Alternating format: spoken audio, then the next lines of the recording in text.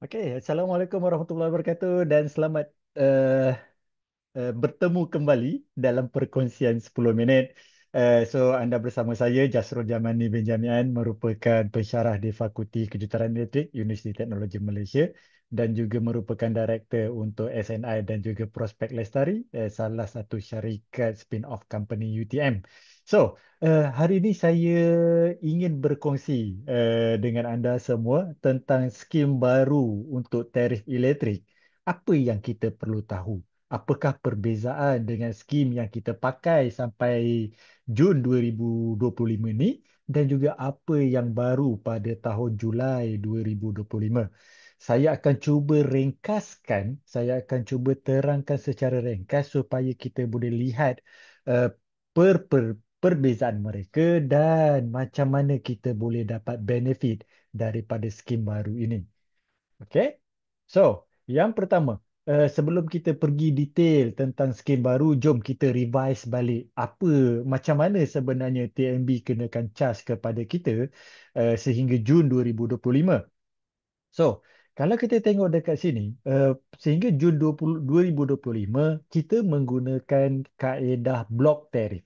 Blok tarif bermaksud 200 kilowatt hour pertama, jumlah tenaga kalau kita pakai tu 200, dia cuma akan cas 21.8 sen untuk setiap kilowatt hour. So, dengan kata lain 200 darab 21.8 sen lah. And after that 100 kilowatt hour seterusnya makin mahal, 300 makin mahal, 300 seterusnya makin mahal dan selebih daripada 900 dia jadi 57.1 sen. Ini adalah rate asas. Okey, rate kadar kita panggil sebagai kadar asas yang akan dikenakan. Tapi pada masa yang sama, kalau tuan-tuan puan-puan perasan, setiap 6 bulan akan ada perubahan. Bukanlah perubahan. Kita panggil sebagai satu lagi mekanisme yang kita panggil sebagai ICPT. ICPT itu adalah satu kadar yang mana dia akan adjust kita punya rate asas ini berdasarkan jumlah harga bahan api pada 6 bulan yang lepas.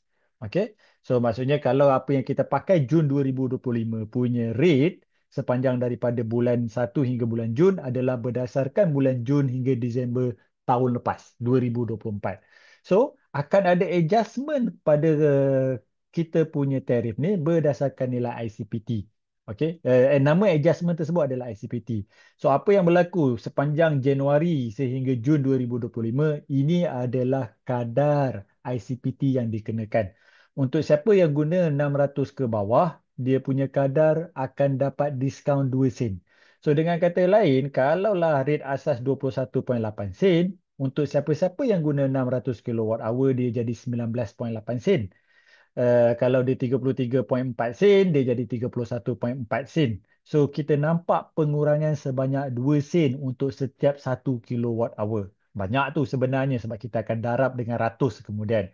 Tapi bagi siapa-siapa yang guna daripada 600 hingga 1500, tak ada secas, tak ada rebate. So kita tengok harga dia sama. Okay. So siapa yang guna daripada 600 kilowatt hour sehingga 1500, inilah harga dia. Dan siapa-siapa yang guna lebih daripada 1500, dia akan ada tambahan 10 sen. So kalau orang lain 21.8 sen, bil rumah dia kena 31.8 sen. Kalau orang lain 57.1 sen, bil rumah dia adalah 67.1 sen. Ini adalah kadar kaedah yang diguna pakai dalam RP3 menggunakan kaedah ICPT. Setiap 6 bulan akan ada revise nilai ICPT tersebut. Sama ada dia akan naik ataupun dia akan turun ataupun dia tak berubah berdasarkan harga bahan api yang berlaku pada 6 bulan yang lepas. Okey, ini skim lama. Skim sehingga bulan ini. Untuk skim baru pula, Julai 2025, mereka dah tak guna blok tarif. Tapi mereka pakai dua lagi tarif yang ada. Yang pertama, fixed tarif. Yang kedua, time of use tarif. Tapi untuk video ni, sebab kita ada 10 minit je, saya akan fokus kepada fixed tarif dulu. Salah satu skim yang memang dah ada. Dalam video akan datang, kita akan cerita pasal time of use tarif untuk rumah. So, dalam fixed tarif ni, kalau kita tengok, dia cuma ada satu harga sahaja.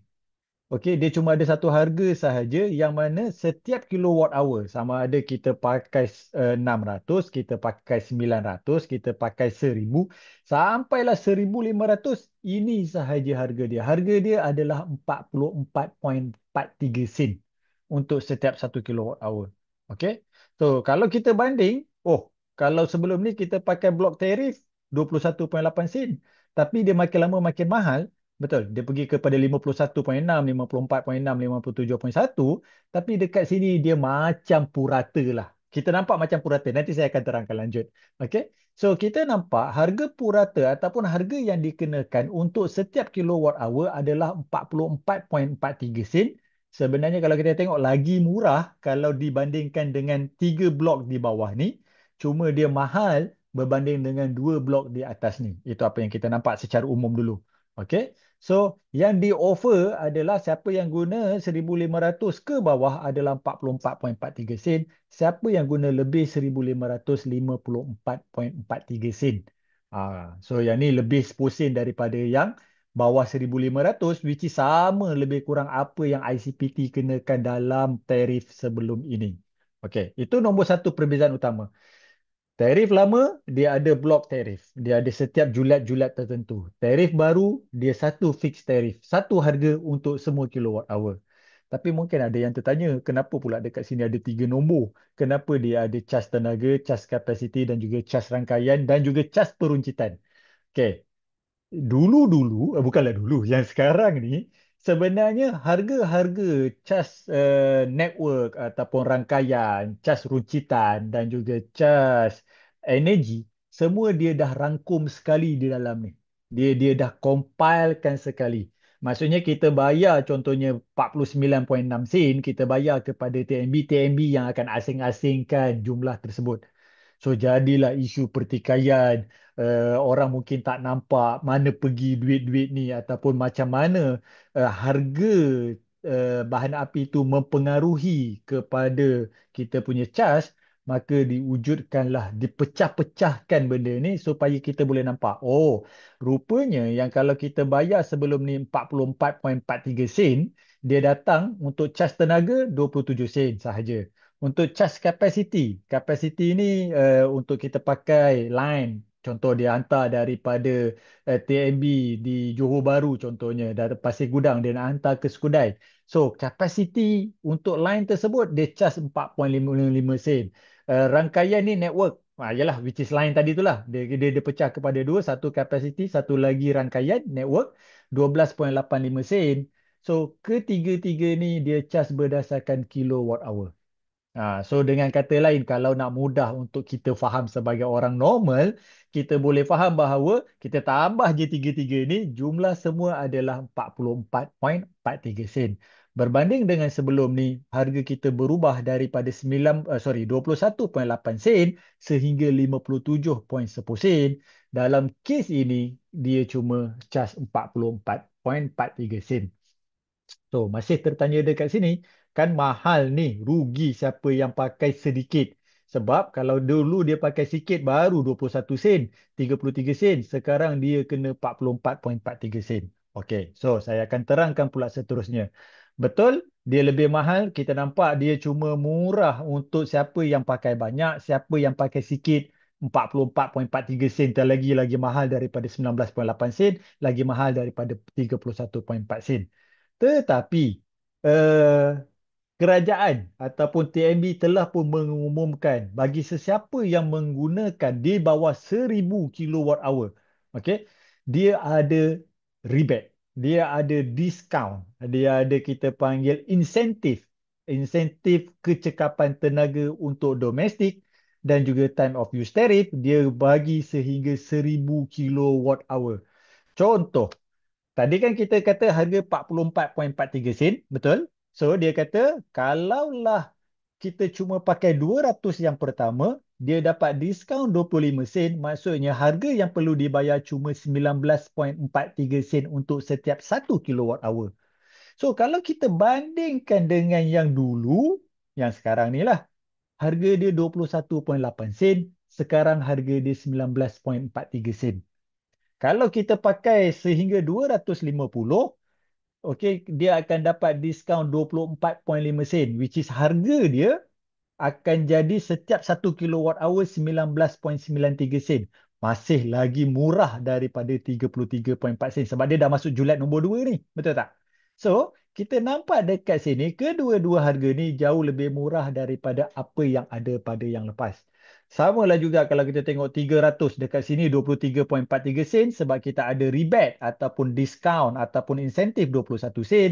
Berbanding dekat sini, kalaulah kita dah pakai 350, kita dah masuk tarif sini, 50, sorry, 350, betul, di tarif sini, 51.6 sen.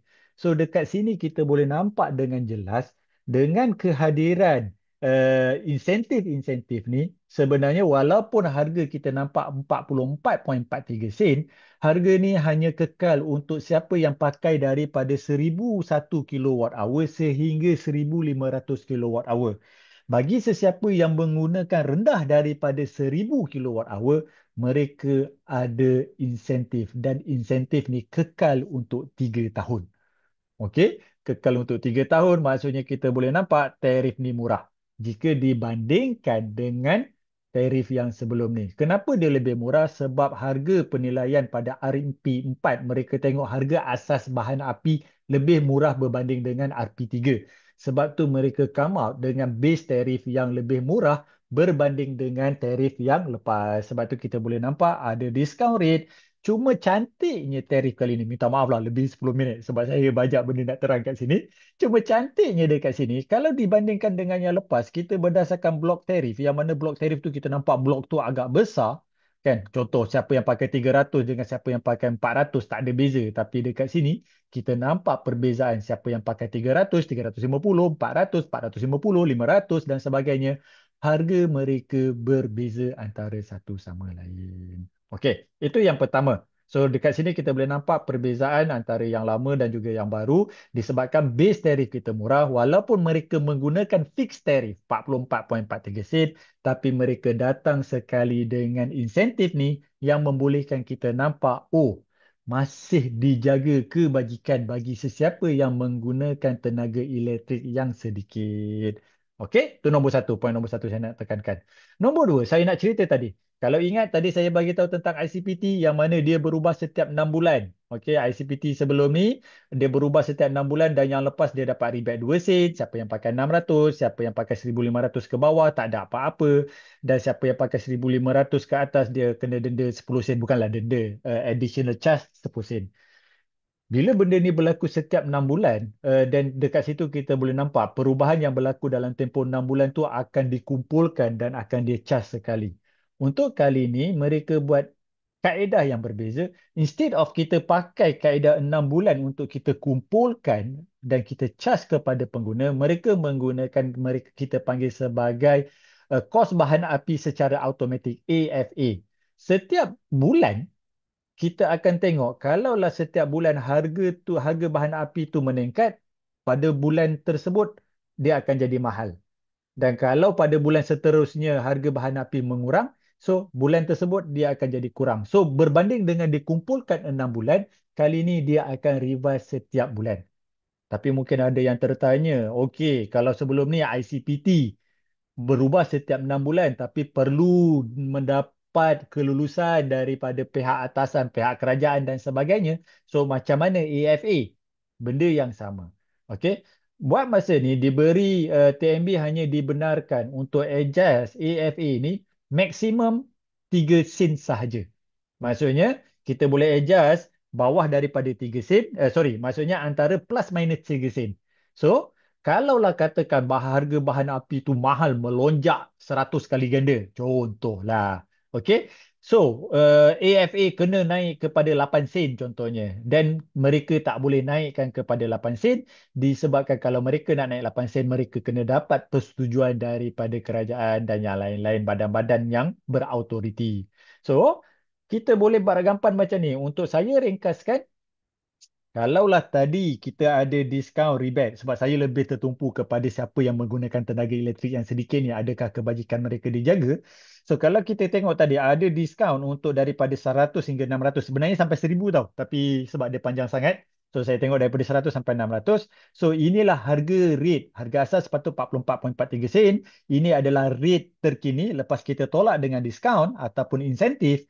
Katakanlah kalau berlaku pengurangan 3 sen, adjustment pada bulan depan. Okey, pada bulan Julai ni dia akan kosong sen. Dia berkemungkinan kosong sen lah. So tak ada apa-apa perubahan. Kita akan berdasarkan tarif ni.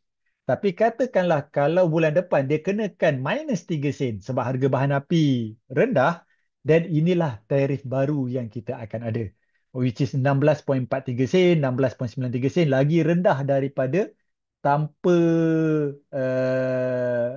tanpa adjustment. Tapi maksimum, sorry, ini sepatutnya plus maksimum. Maksimum additional 3 sen, which is 19.43 sen, naik kepada 22.43 sen, daripada 19.93 sen naik kepada 22.93 sen. Dan kalau kita bandingkan, masih murah, which is kalau kita tengok dekat sebelum ni 200 kilowatt hour pertama 21.8 sen. Ini tak termasuk ICPT. Dalam kes ni walaupun dia dah ada FAA, AFA, dia masih 22.43 sen. Sedikit tinggi tapi dia dah ambil kira tentang kenaikan. Tapi at this moment harga dia 19.43 sen. Kalaulah harga bahan api naik, dia akan naik sedikit tinggi berbanding dengan blok tarif yang ada sebelum ni. Tapi kalau waktu AFA jatuh, harga dia jauh lebih murah berbanding dengan blok tarif sebelum ni. So, secara umumnya inilah apa yang kita akan nampak pada tarif yang akan datang.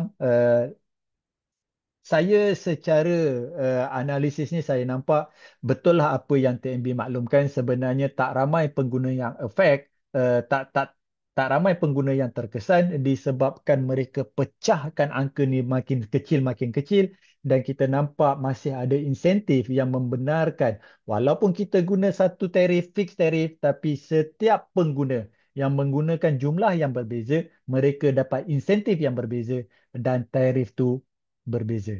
Tapi bagi sesiapa yang menggunakan jumlah tenaga yang banyak, saya tak nafikan mungkin harga bil anda akan lebih mahal, terutama siapa yang contoh pakai 2000 kilowatt hour, 2500 kilowatt hour, maka kita boleh lihatlah kaedah-kaedah lain yang mungkin saya akan kongsikan dalam video akan datang, iaitu penggunaan TOU.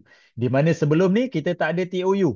Tapi yang akan datang, bukan akan datang, bulan Julai ni kita boleh pilih sekiranya kita berminat kepada TOU scheme. Saya akan kongsikan dalam video akan datang. Terima kasih semua. InsyaAllah kita jumpa nanti. Assalamualaikum warahmatullahi wabarakatuh.